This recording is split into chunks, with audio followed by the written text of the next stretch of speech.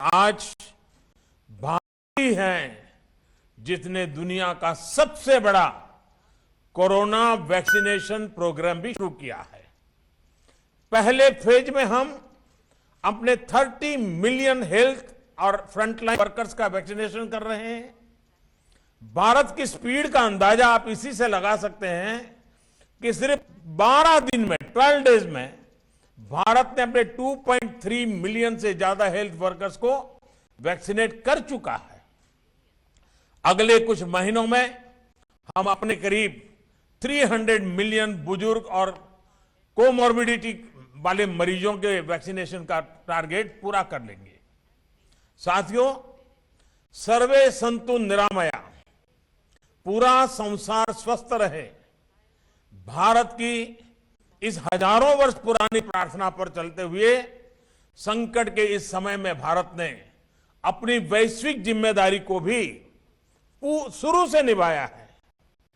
जब दुनिया के अनेक देशों में एयर स्पेस बंद था, तब 1 लाख से ज्यादा नागरिकों को उनके देश पहुंचाने के साथ ही भारत ने 150 से ज्यादा देशों को जरूरी दवाइयां भी भेजी। अनेक देशों के हेल्थ कर्मचारियों को भारत ने ऑनलाइन ट्रेनिंग दी। भारत की ट्रेडिशनल मेडिसिन आयुर्वेद कैसे इम्यूनिटी बढ़ने में सहायक है, हमने दुनिया को इस बारे में गाइड भी किया। आज भारत कोविड की वैक्सीन दुनिया के अनेक देशों में भेजकर वहां पर वैक्सीनेशन से जुड़े इंफ्रास्ट्रक्चर को तैयार करके दूसरे देशों के नागरिकों का भी जीवन बचा रहे हैं। और ये सुनकर WEF में सभी को तसल्ली होगी कि अभी तो सिर्फ 2 made in India corona vaccine दुनिया में आई है।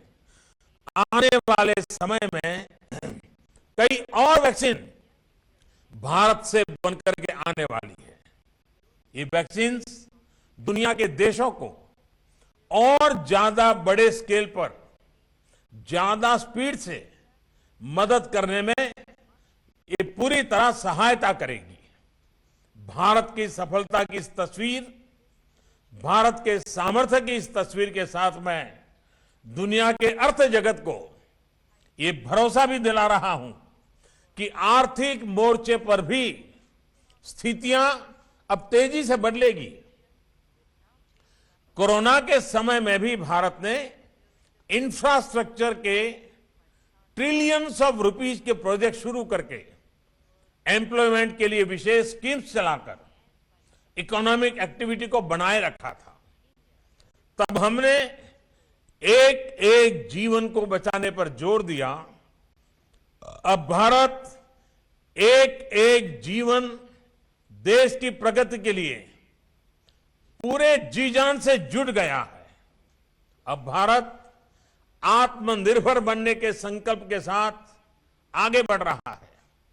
भारत की आत्मनिर्भरता की आकांक्षा ग्लोबलिज्म को नए सिरे से मजबूत करेगी और मैं आश्वस्त हूं कि इस अभियान को इंडस्ट्री 4.0 से भी बहुत बड़ी मदद मिलेगी। इसके पीछे वजह भी है और इस विश्वास का आधार भी है। साथियों, एक्सपर्ट्स बताते हैं कि इंडस्ट्री 4.0 के 4 मुख्य फैक्टर्स होने वाले हैं: कनेक्टिविटी, ऑटोमेशन, आर्टिफिशियल इंटेलिजेंस या मशीन लर्निंग और रियल टाइम डेटा। आज भारत दुनिया के उन देशों में से हैं जहां सबसे ज्यादा डेटा उपलब्ध है, जहां के दूर दराज क्षेत्रों में भी मोबाइल कनेक्टिविटी है, स्मार्टफोन है।